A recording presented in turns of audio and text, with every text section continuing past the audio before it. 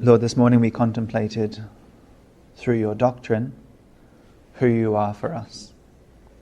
Today help us to keep learning about who you are for us, now through the miracles where you have shown yourself to be for us, and then help us to have a heart like yours.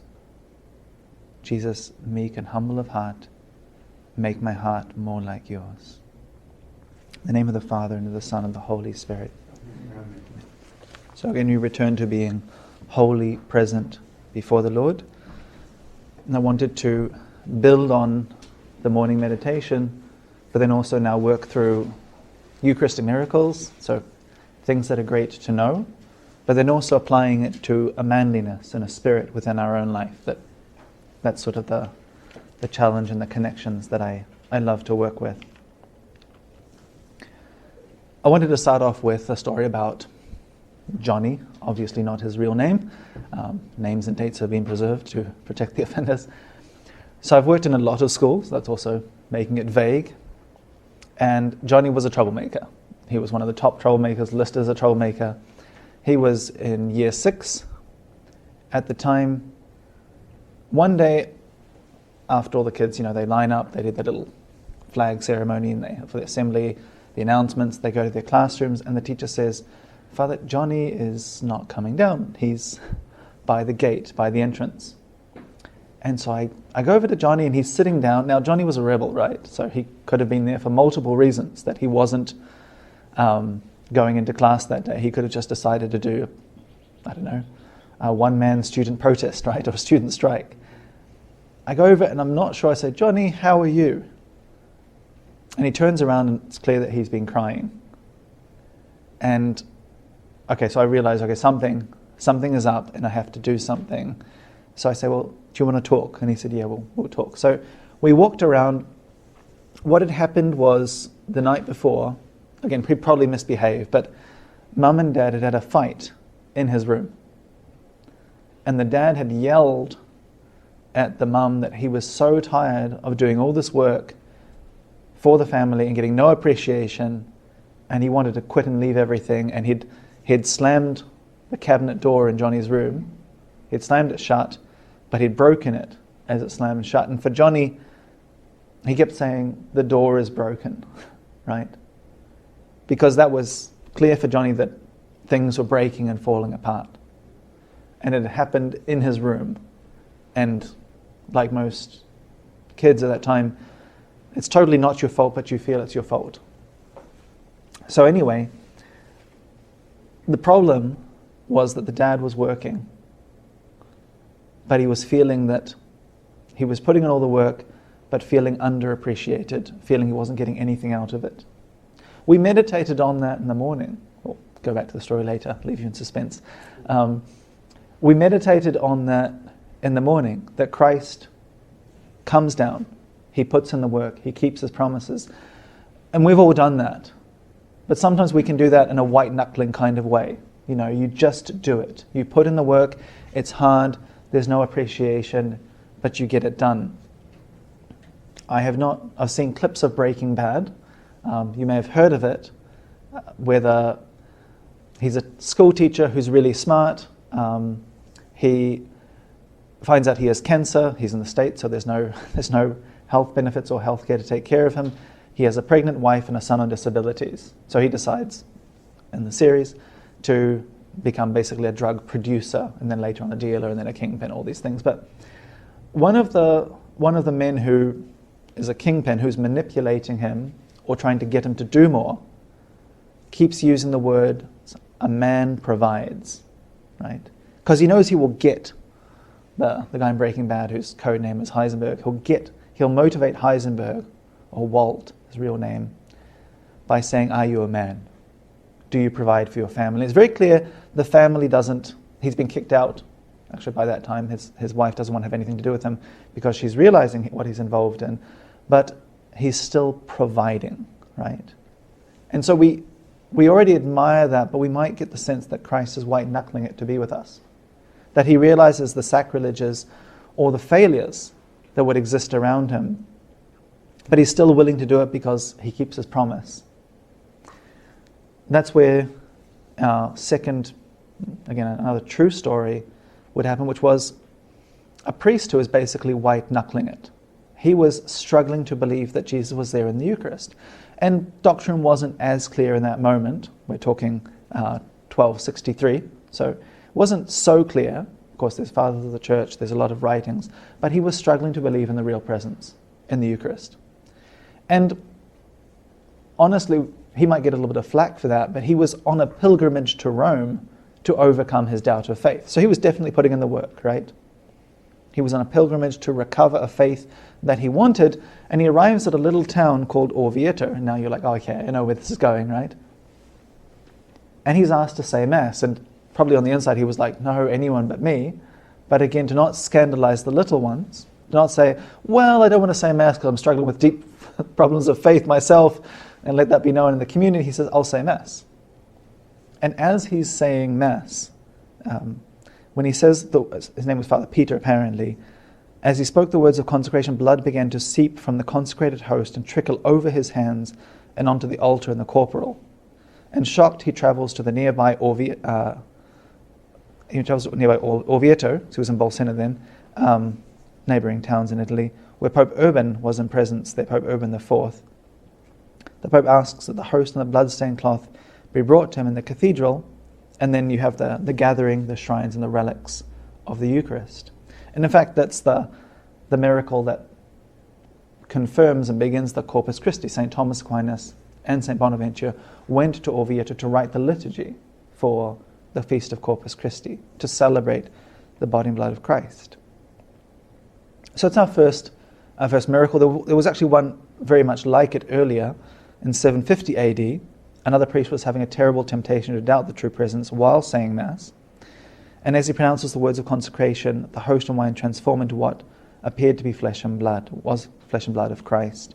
This was in Lanciano, which is one of the oldest Eucharistic miracles. Both have plenary indulgences if you're ever in Italy. Lanciano is on the other side of the Apennines in Italy, so you have to grab a bus basically and cross the mountain range. But Orvieto is on the same side as Rome, so it's a lot easier to get there. In 1970, more than 1,200 years later, the Archbishop of Lanciano, with Rome's approval, requested a thorough scientific examination of the relics by Dr. Edward Linoli, director of the Hospital of Arezzo and professor of anatomy, histology, chemistry, and clinical microscopy. His report, submitted on the 4th of March 1971, detailed the following results. The coagulated substance is human blood, AB-type blood, same as the Shroud of Turin, with the same protein distribution as found in normal fresh blood. The host is human muscular striated tissue of the myocardium, left ventricle, and the heart, arteries, veins, branch of vagus nerve. This is where Randy knows what I'm talking about, but I don't. And adipose tissue can all be identified. Like the blood, the flesh is also fresh, living tissue because it responded rapidly to all the clinical reactions distinctive of living beings. This was 1,200 years later, though. Histological tests reveal no sign of preservation techniques of any kind. As well as those two being fascinating and kind of faith-restoring miracles that, God does work, and He often leaves these kind of permanent miracles, like the incorruptibles or the Eucharistic miracles, there for us. Or Our Lady of Guadalupe will be another kind of permanent miracle.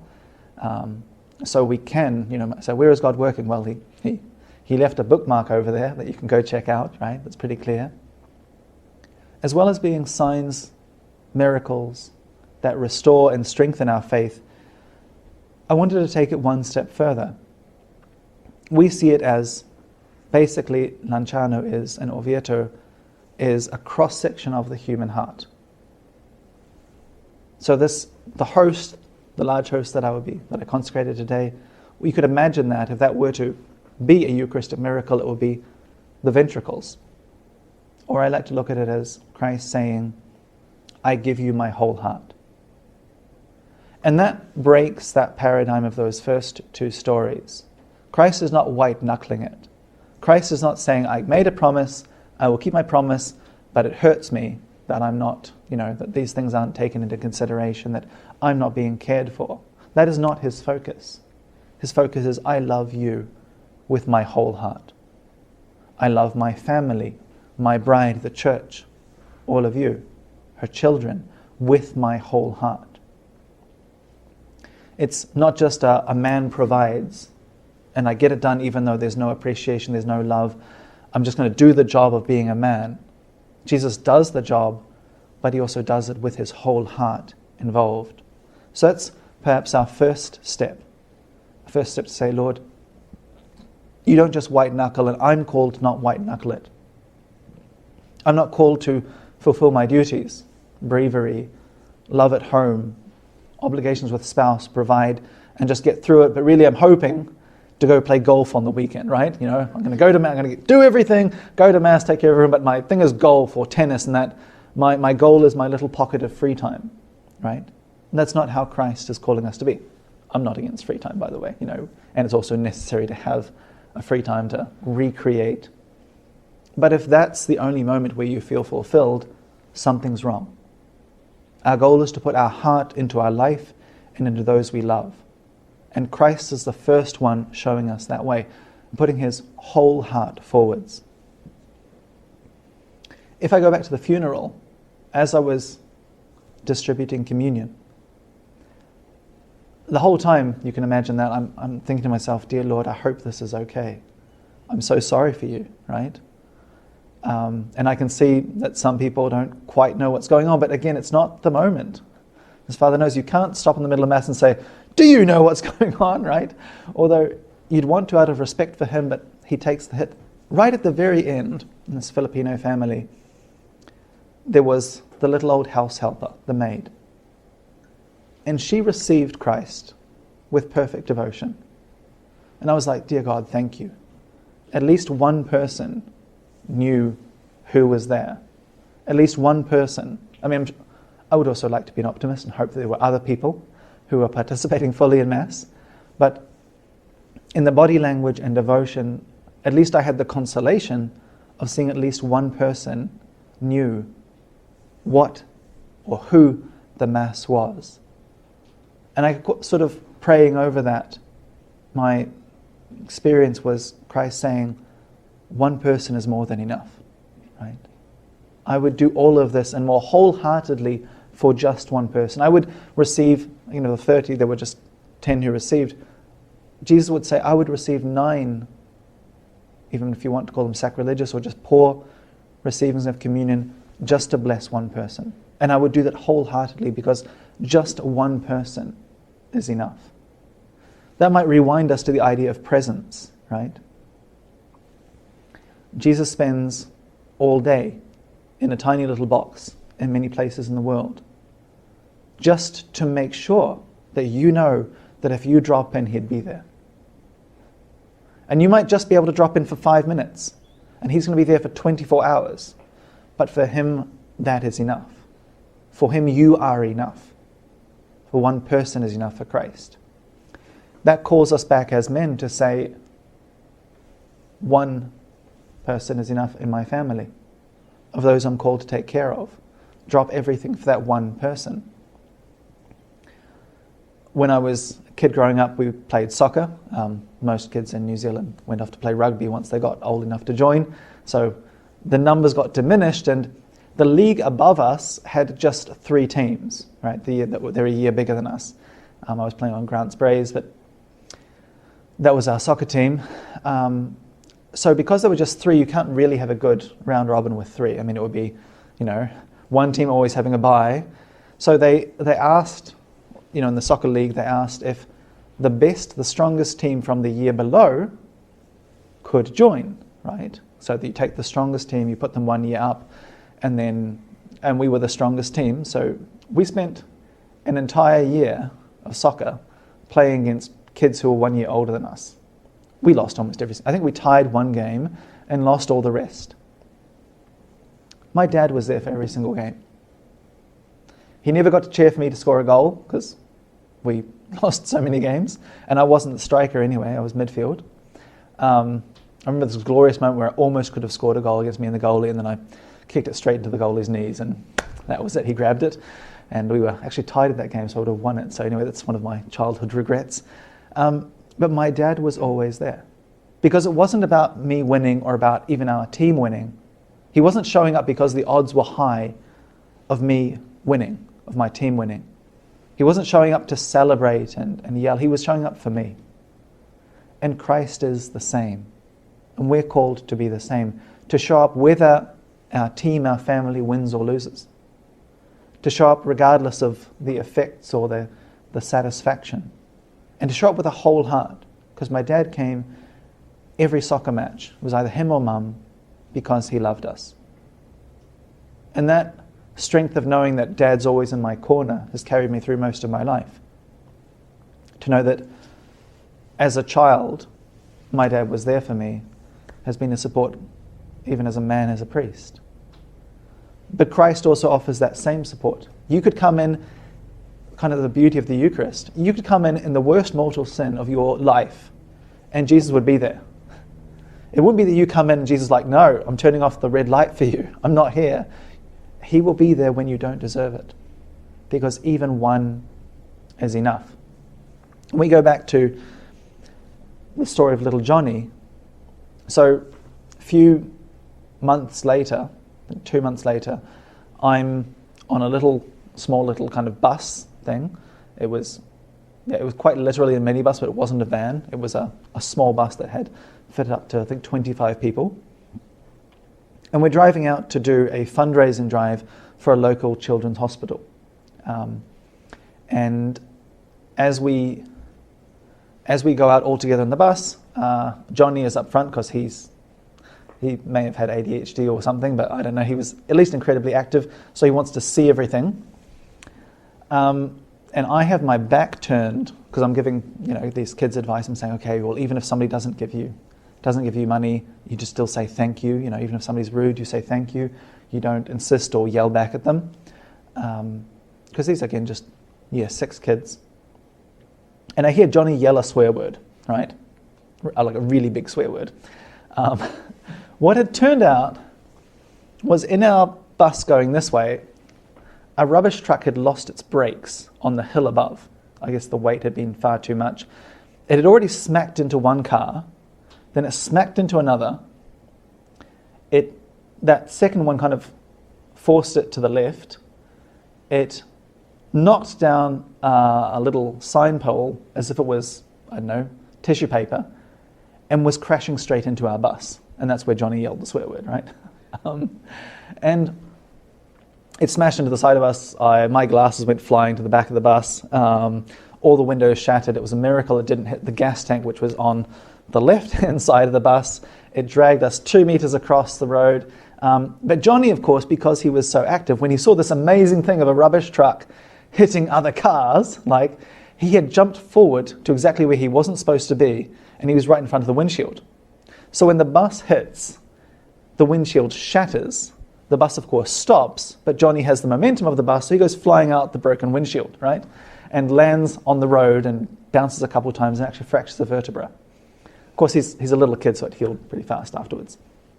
I also had a sprained neck because I was standing, and the thing came down through the roof, so I don't know if the metal bar hit me on the back of the head. That might explain some things. Anyway, but I ended up going in the ambulance with Johnny, just the two of us, to a different local hospital to get attention.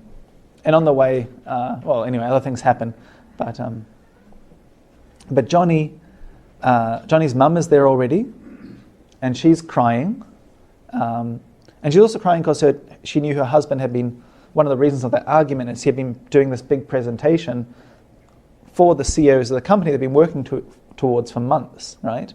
And that's where all those hours have been going in.